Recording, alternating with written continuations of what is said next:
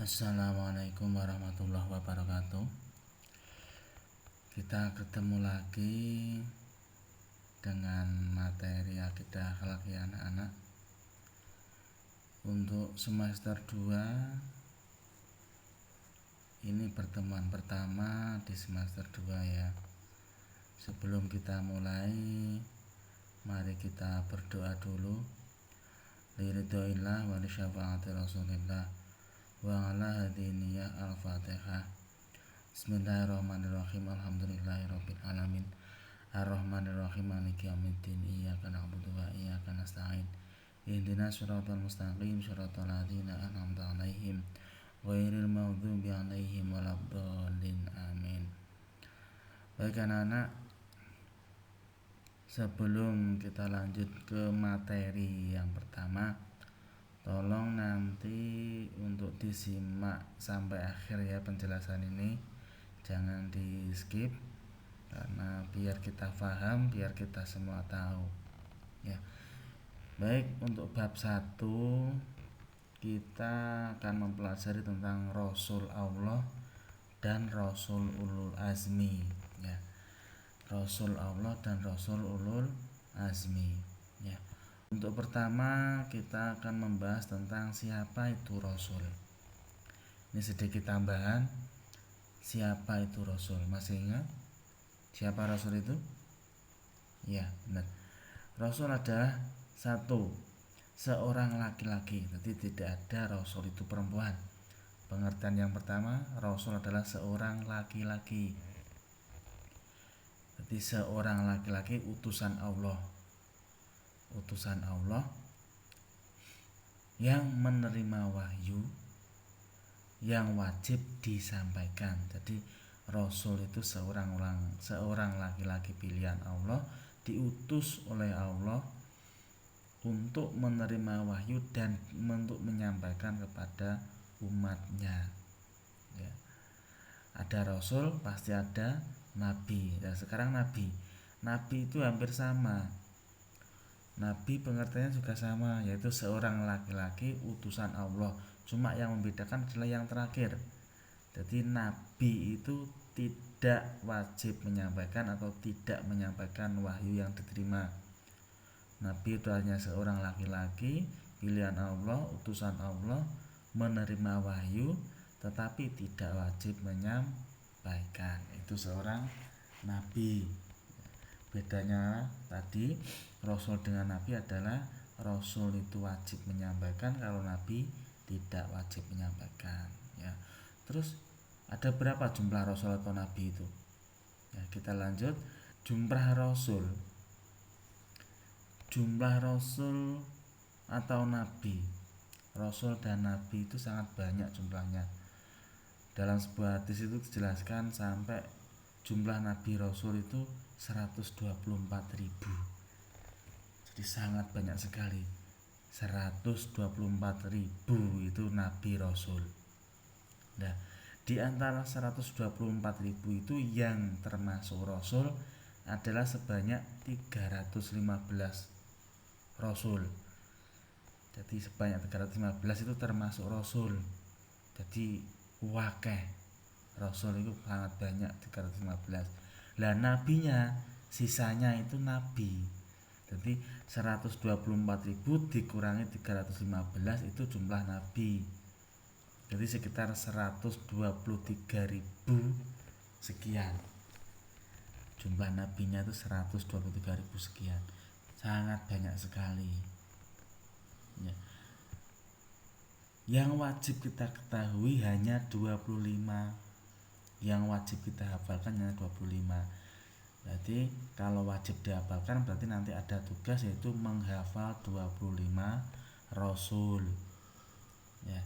Di antara 315 itu 25 wajib dihafalkan, dan yang 5 termasuk Rasul Ulul Azmi. Jadi 315 Rasul, 25 wajib dihafalkan, wajib kita hafalkan.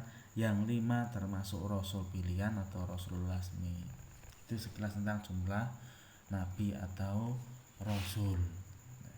Sekarang ada yang hafal nama-nama Nabi dan Rasul?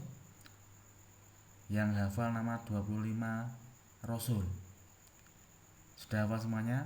Ya. Kita lanjut, di sini kita tulis nama-nama 25 nabi dan rasul.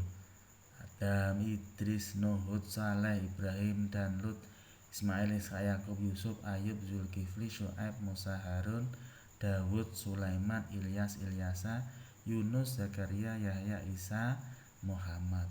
Ya, kalian harus hafal. Jangan sampai masa 25 aja nggak hafal. Nanti ada tugas untuk menghafalkan. Ya, 25 rasul ini Allah membekali dengan sifat-sifat. Ada sifat wajib. Nah, sifat wajib rasul. Apa itu sifat wajib? Sifat wajib rasul itu sifat yang pasti atau wajib dimiliki rasul. Ada 4 itu. Ada sidik, artinya jujur. Semua rasul, semua nabi itu tidak ada yang tidak jujur. Semua pasti jujur. Jujur. Kita bisa jujur. Sudahkah kita jujur? Ya, semoga kita bisa meneladani sifat kejujuran Nabi, terutama Nabi kita, Nabi Muhammad. Ya, itu yang pertama, jujur, sidik. Yang kedua, amanah, dapat dipercaya. Jadi semua nabi itu bisa dipercaya. Apa yang beliau sampaikan itu pasti dari Allah, pasti berupa wahyu dari Allah, bisa dipercaya, amanah. Yang tiga, tabligh, pasti disampaikan, tidak ada yang disembunyikan. Semua perintahnya disampaikan, semua larangan Allah disampaikan. Karena Rasul itu bersifat tabligh. Beda dengan Nabi, kalau Nabi tidak menyampaikan. Yang keempat, fatona, cerdas.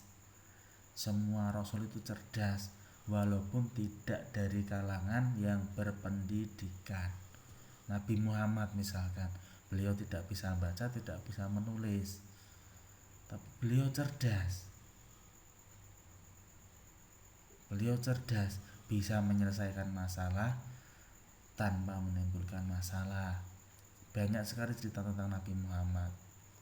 Ya, itu sifat wajib Rasul, yaitu sifat yang wajib dimiliki oleh Rasul. Ada 4.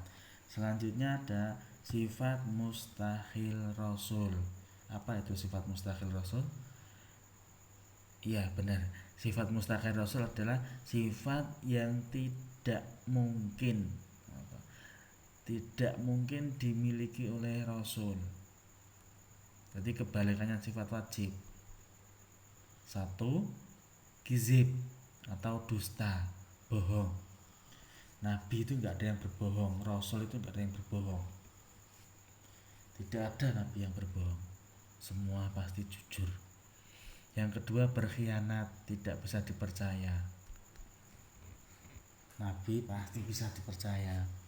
Mustahil tidak bisa dipercaya. Yang ketiga, kitman, menyembunyikan. Ada wahyu disembunyikan, nggak mungkin.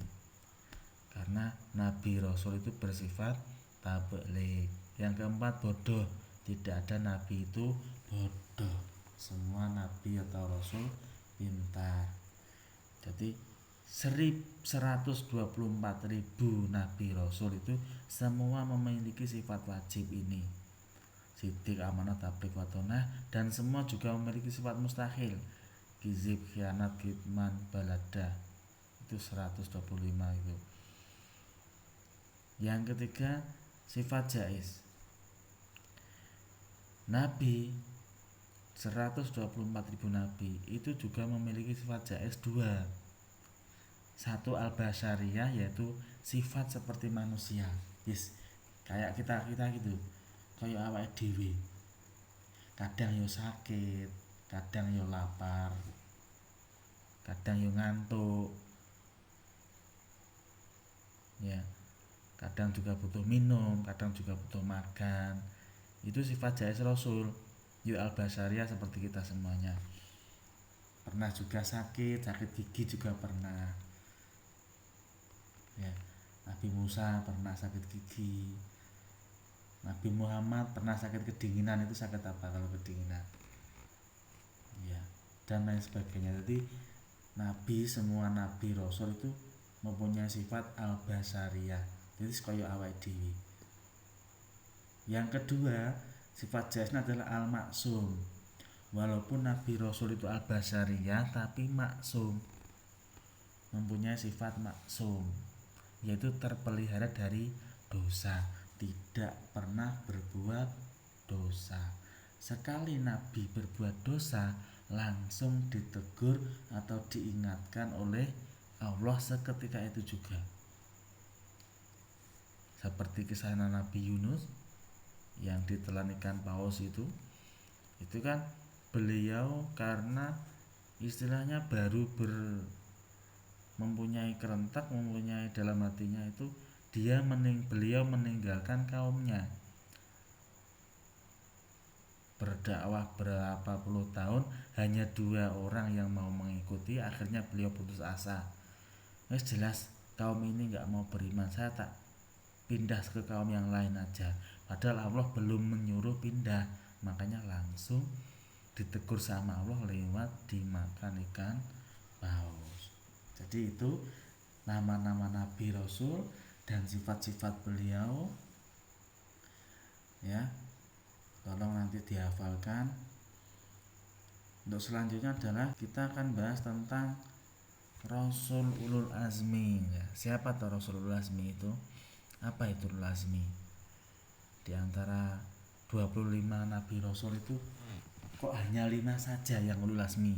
Kok enggak semuanya itu, kenapa? Kok enggak 25 semuanya Ulul Azmi itu, kenapa? Kok hanya 5? Ya, kita akan bahas, yaitu Ulul Azmi adalah rasul yang mempunyai ketabahan, kesabaran hati yang kuat dibandingkan rasul yang lain dalam menghadapi kaumnya, dalam mempertahankan syariat Allah. Seperti dalam surat Al-Ahqaf itu, fasbir kama sabara ulul azmi minar rusul wala tasta'til lahum ka'annahum yauma yarawna ma yu'aduna lam yalbasu illa sa'atan min nahar balahum fahal yuhlaku ilal qaumul fasikun. Yang artinya, dan kamu bersabarlah kamu seperti orang-orang yang mempunyai keteguhan hati, dan rasul-rasul telah bersabar, dan janganlah kamu meminta disegerakan azab. Jadi Rasulullah Azmi itu mempunyai kesabaran yang luar biasa dalam menghadapi kaumnya, dalam menyebarkan agama Allah, dalam menyebarkan syariat Allah. Sabarnya luar biasa. Itu Rasulullah Azmi. 5 itu sabarnya luar biasa dibandingkan dengan yang lain. Semuanya Rasul itu sabar, cuma yang lebih sabar itu kan ada, yaitu 5 itu disebut Ulul Azmi. Siapa saja Rasulullah Azmi itu? Ya, Rasulullah Azmi itu ada 5. Kalau saya, ya, itu Nimim, Nabi Nuh alaihissalam, Nabi Ibrahim alaihissalam, Nabi Musa alaihissalam, Nabi Isa alaihissalam, dan Nabi Muhammad sallallahu alaihi wasallam. Ada 5 itu, ya, disingkat Nimim. Nah, kita akan bahas satu persatu. Yang pertama, nah, sekilas tentang gambar ini. Apa ini? Gambar perahu. Kisah tentang siapa ini? Ya, benar. Ini adalah kisah tentang Nabi Nuh. Nabi Nuh alaihissalam. Nabi Nuh itu berdakwah selama 950 tahun. Lama ya, hampir 1000 tahun. Jadi berdakwah 950 tahun itu sangat lama. Hanya 80 orang yang mau mengikuti Nabi Nuh. 950 tahun cuma 80 orang yang mau mengikuti, yang percaya atas kenabian Nabi Nuh, yang percaya bahwa Nabi Nuh itu adalah utusan Allah. Selain itu tidak percaya semuanya. Termasuk anaknya Nabi Nuh juga tidak percaya. anak dan istrinya. Siapa namanya anaknya? Iya benar, Kan'an. Nama anaknya Nabi Nuh Kan'an. Ya. Nabi Nuh sangat sabar sekali. Beliau ketika berdakwah, ya, itu sangat sabar, dihina, di apa, kalau kita sekarang mungkin dicemooh gitu. Sampai pada akhirnya beliau Nabi Nuh itu tidak, istilahnya berdoa kepada Allah, sama Allah terus disuruh membuat kapal. Ya, ketika membuat kapal itu, kapalnya juga dilempari kotoran. Ada yang membuang kotoran di situ dan lain sebagainya. Tapi Nabi Nuh tetap diam dan bersabar. Sabarnya luar biasa Nabi Nuh itu. Ya, ketika badai datang, Nabi Nuh dan semua pengikut 80 orang itu masuk kapal, termasuk hewan-hewan semuanya masuk kapal. Ketika badai bandang datang, Nabi Nuh melihat anaknya Kan'an tenggelam. Terus Nabi Nuh berdoa, ya Allah, itu keturunan saya, tolong, istilahnya minta diampuni dosanya. Tapi jawabannya Allah, intinya jawabannya Allah, keturunan kamu itu ya orang yang beriman seperti kamu. Kalau dia tidak beriman seperti kamu, berarti dia bukan keturunan kamu. Itu jawaban Allah kepada Nabi Nuh. Nah, jadi seketika itu anggota keluarga Nabi Nuh, anaknya dan istrinya itu tenggelam bersama orang-orang kafir. Itu Nabi Nuh. Ya. Yang selanjutnya Nabi, ya, gambar sekilas ini tentang Nabi siapa? Ya, Nabi Ibrahim.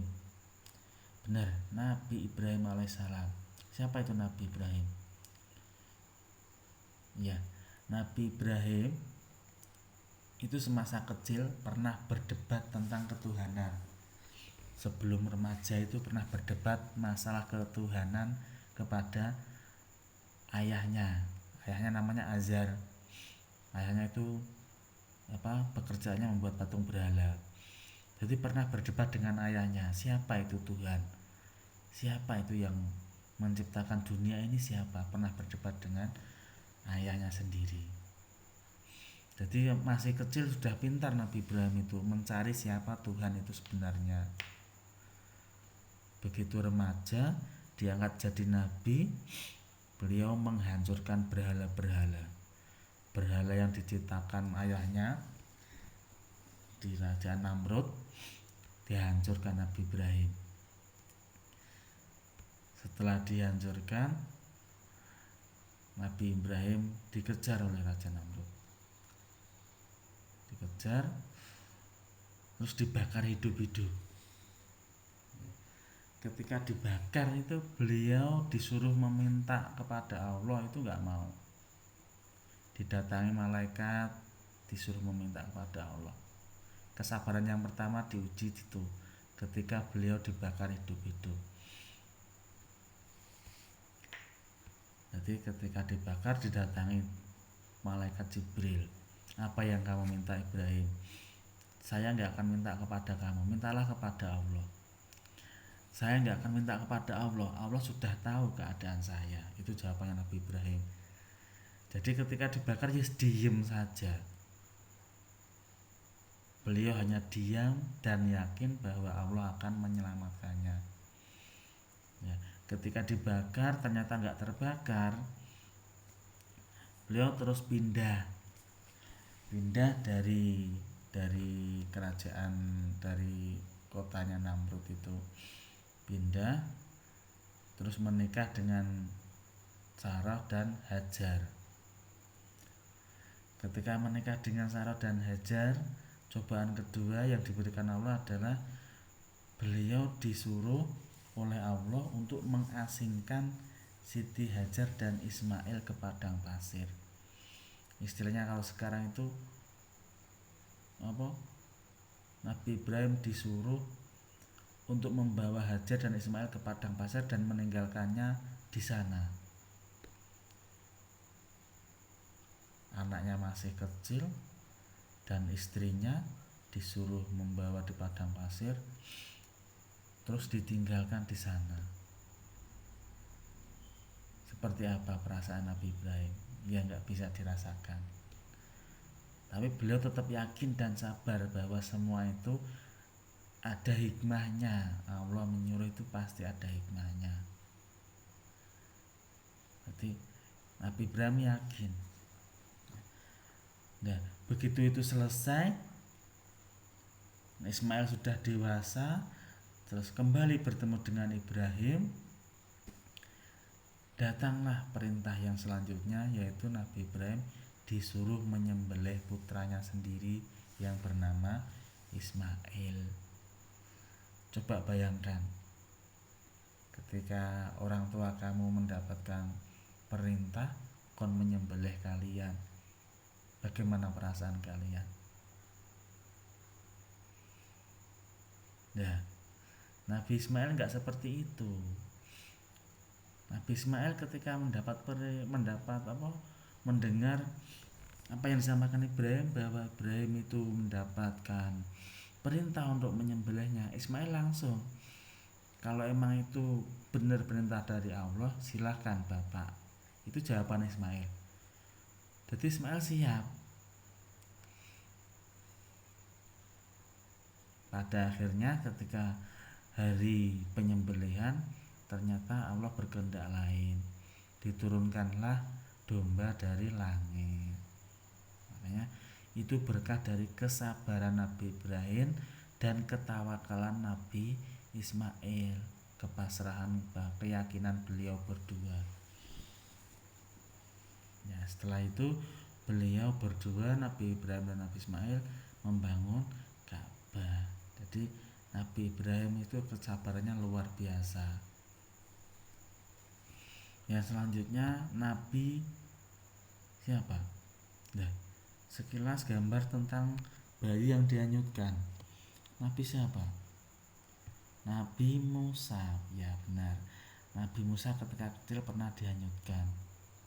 Ya, Nabi Musa ketika kecil itu, Nabi Musa dihanyutkan oleh orang tuanya di Sungai Nil karena beliau takut pada pengumuman Raja Fir'aun, barang siapa yang melahirkan bayi laki-laki pasti akan dibunuh. Makanya orang tuanya takut, terus Nabi Musa dihanyutkan di Sungai Nil. Ya. Ternyata ketika dihanyutkan, yang menemukan adalah istrinya Fir'aun. Ya, istrinya Fir'aun. Terus begitu ditemukan istrinya Fir'aun, terus diasuh oleh istrinya Fir'aun di kerajaannya Fir'aun. Loh, kok memakan bara api, maksudnya gimana Pak? Ya, kemarin semester 1 itu ada yang bertanya, irhasnya Nabi Musa itu apa Pak?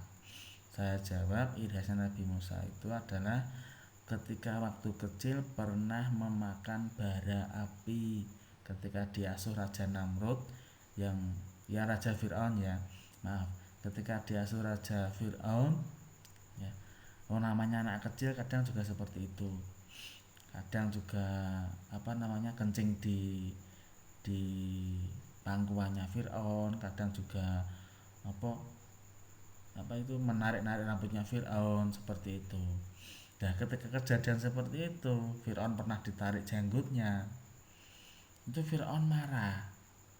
Anak kecil kok seperti ini? Ini bukan anak kecil ini, jawabannya Fir'aun. Ini jelas orang yang akan menghancurkan kerajaan saya, itu Fir'aun.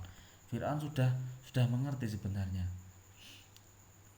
Tapi istrinya Fir'aun masih meredam. Wahai suamiku, jawabannya, ini anak kecil, namanya anak kecil seperti itu gitu. Baiklah, kita uji kalau benar-benar anak kecil. Kita sediakan satu isi makanan bayi, coklat dan lain sebagainya, permen, susu, coklat, yang satu bara api. Kalau emang dia anak kecil, dia pasti akan mengambil bara api tidak mengambil susu atau dan lain sebagainya. Ya, ternyata benar. Kalau sekarang kayak ibaratkan susu, tapi zaman dulu nggak susu mungkin ya. Ketika ditaruh di di bawah itu, Nabi Musa itu melangkah ke bara api, terus bara apinya dimakan. Makanya itulah menjadi ciri khasnya Nabi Musa, memakan bara api, tidak apa-apa. Terus beliau menjadi istilahnya kalau sekarang pelo, bahasa Jawanya pelo itu Nabi Musa. Kita lanjutkan ya. Nabi yang bergelar kalimullah, Nabi yang sering atau bisa ngobrol istilahnya kalau kita langsung kepada Allah, itu Nabi Musa. Kalimullah, bergelar kalimullah, begitu ngobrol sama Allah sering beliau Nabi Musa itu. Ya. Kesabaran yang kedua ketika menghadapi tukang sihir. Tadi dihanyutkan tukang sihir, terus menyelamatkan Bani Israel dari kejaran Fir'aun, itu Nabi Musa. Luar biasa sabarnya, keteguhan hatinya dalam menyampaikan risalah Allah, syariat Allah, sangat luar biasa. Tidak pernah putus asa, tidak pernah istilahnya marah kepada kaumnya, tidak pernah marah kepada kaumnya. Ya, kita lanjut ya. Yang keempat yaitu Nabi Isa. Ya, kita tahu Nabi Isa. Siapa Nabi Isa? Ya, benar, putra dari Dewi Maryam, itu Nabi Isa. Tidak mempunyai ayah, ya. Tidak mempunyai ayah, itu Nabi Isa. Bisa berbicara ketika masih bayi. Jadi ketika beliau masih bayi, Nabi Isa itu ibunya itu difitnah, apa mungkin bisa melahirkan tanpa seorang ayah, itu jelas zina itu, gitu. Kamu zina kamu. Terus yang menjawab siapa? Yang menjawab Nabi Isanya. Nabi Isa langsung ngomong, saya utusan Allah, ibu saya tidak berzina, gitu. Langsung ngomong seperti itu. Kesabaran yang selanjutnya yaitu menghadapi pendeta Yahudi. Nabi Isa menghadapi pendeta Yahudi, musuhnya pendeta, menyampaikan risalahnya yaitu kitab Injil melalui beliau. Dan beliau juga pernah dikhianati oleh muridnya sendiri, ya, ketika mengajak siapa itu kaumnya, bangsa Romawi itu banyak yang tidak percaya, nggak mau, terus beranggapan Nabi Isa itu akan memecah belah kaum Bani Israel. Makanya tentara Romawi terus disuruh untuk mencari Nabi Isa, kon goleki Nabi Isa, mau dibunuh. Ya, Nabi Isa terus bersembunyi di satu tempat. Yang tahu muridnya yang bernama Yudas Iskariot. Kemudian sama Yudas disampaikan ke tentara bahwa persembunyian Nabi Isa. Makanya ketika disampaikan ke tentara Romawi, Yudas disuruh masuk dulu. Ketika Yudas masuk, Nabi Isa diangkat ke langit. Ya. Terus Yudas diserupakan seperti Nabi Isa. Lanjut terus disalib. Jadi jangan sekali-kali kalian mengkhianati guru kamu. Ya. Apa meneh gak ngakoni gurune kayak guruku, kayak mantan guruku, aja ngono kuwi. Nanti kalau nggak mau bernasib seperti Yudas. Itu Nabi Isa ya. Tentang Nabi Isa, kesabarannya luar biasa. Yang terakhir kita tahu ini ada gambar bulan dibelah. Mukjizatnya siapa? Iya benar, mukjizatnya Nabi kita, yaitu Nabi Muhammad ya. Siapa itu Nabi Muhammad? Sudah hafal toh? Ya, ayahnya bernama Abdullah, ibunya bernama benar Siti Aminah ya. Kesabaran yang pertama, beliau diuji ketika lahir. Itu bapaknya sudah meninggal. Beliau lahir, bapaknya sudah meninggal. Meninggalnya masih Nabi Muhammad di dalam kandungan ya. Masih kecil ibunya wafat. Cik cilik ibuke wis meninggal, dadi yatim piatu.